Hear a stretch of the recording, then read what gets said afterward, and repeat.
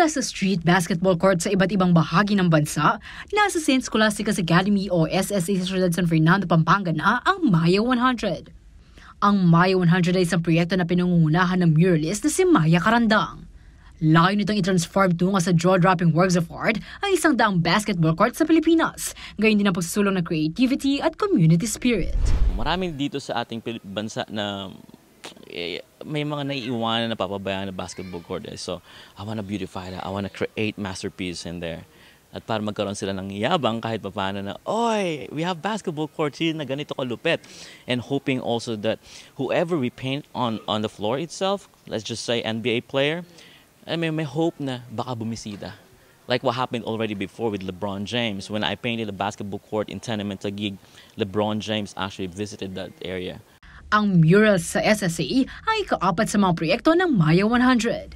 Nagsimula ang project sa naturang eskwela matapos mag-reach out ang isang alumna ng Batch 78. Normally, we used to paint like, NBA icons at basketball talaga that's connected with the streets and what you call this, mainstream medias.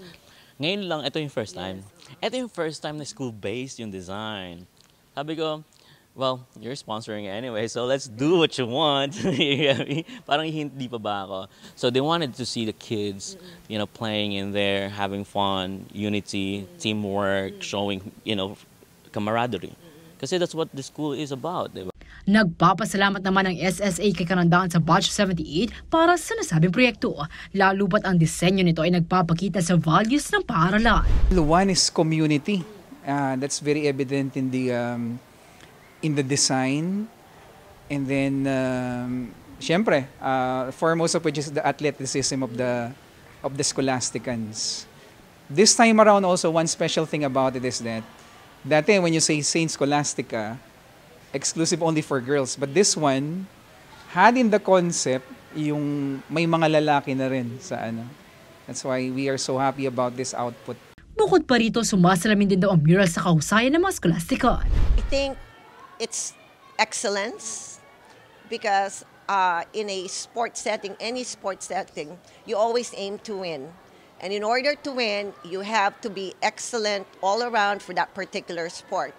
But a real message here is that, not only excellence in the sport, but excellence in every aspect of your life, as the way St. Scholastica has promoted the kind of Benedictine formation that we all experience in this school. Paraan din ito ng Batch 78 alumni upang magbalik tanaw sa naging ambag ng SSA sa kani-kanilang tagumpay. Just feel like we attribute that success that we had in our own profession, even in our own personal lives, for the kind of formation that we received from St. Scholastica. So this is our way of giving back. Samantala, nakatakdang maganap ang inaugurasyon ng nasabing mural sa February 8, 2025. Liana Canilaw, CLTV36 News.